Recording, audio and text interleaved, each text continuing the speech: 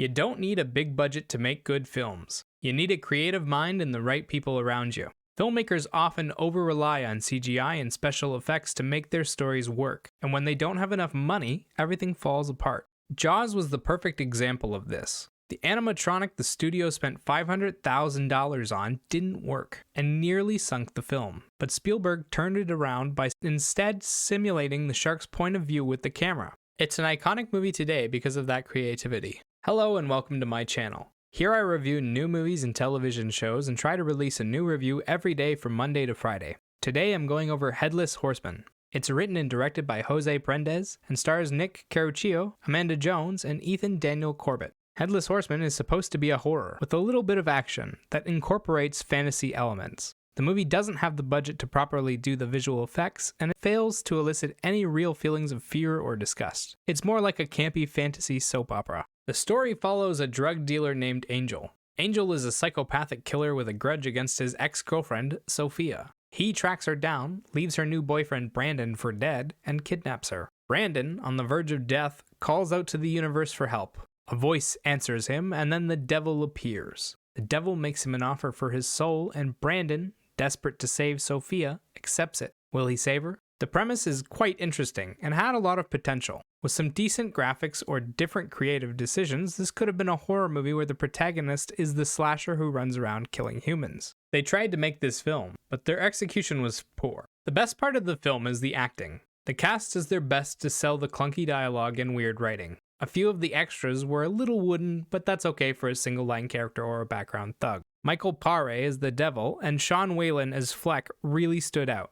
Paré appears with a silver tongue to convince Brandon to accept his deal. He sticks to a more traditional depiction of the devil as a trickster, and using only his charm manages to make the dialogue work for him. Whalen plays Fleck in a lighthearted way, and his comedic timing is great. He nails the emotions of a guy freaking out and has most of the film's best moments. I laughed pretty hard at him raging out when he trips over Brandon's body. Quality-wise, after the acting comes the soundtrack. It's surprisingly well done despite a lack of budget. They chose their songs well, and even though they're using boilerplate instrumental tracks, they managed to accompany the scenes well, always matching the tone and amplifying the emotions. Few of the tracks get reused and overused, but it's a minor annoyance at most.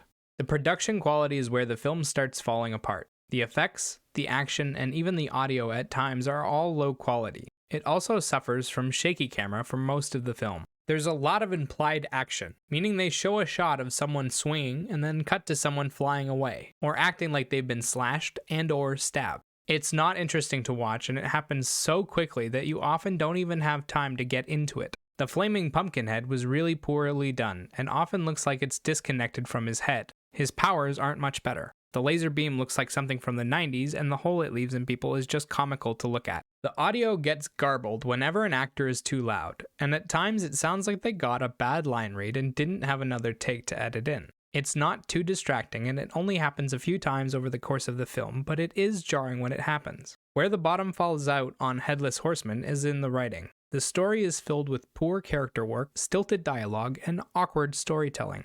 It rushes a lot and fails to get the emotions right. Brandon is a generic hero without a personality. Sophia is too, and Angel is all over the place. Brandon tries only to do the right thing, making all the standard hero mistakes, and saying all the standard hero lines. Sophia is the damsel in distress at first, but ends up in the exact same place as Brandon character-wise by the end. Generic protagonist actions and personality. The villain, Angel, is a little more nuanced, but the film fails to explain him in a way that makes sense. He's psychopathic towards anyone and everyone, but for some reason cares so deeply about his high school girlfriend that he's willing to risk going to hell just to send her to Mexico. The film never establishes why he likes her or why he seems to flip-flop on his personality at times. It also never addresses what his actual plan is. The most interesting characters end up being the supporting characters like the Devil, Black, and Moira. They have a little bit of nuance to their characters, and at least their actions make sense. The dialogue doesn't help.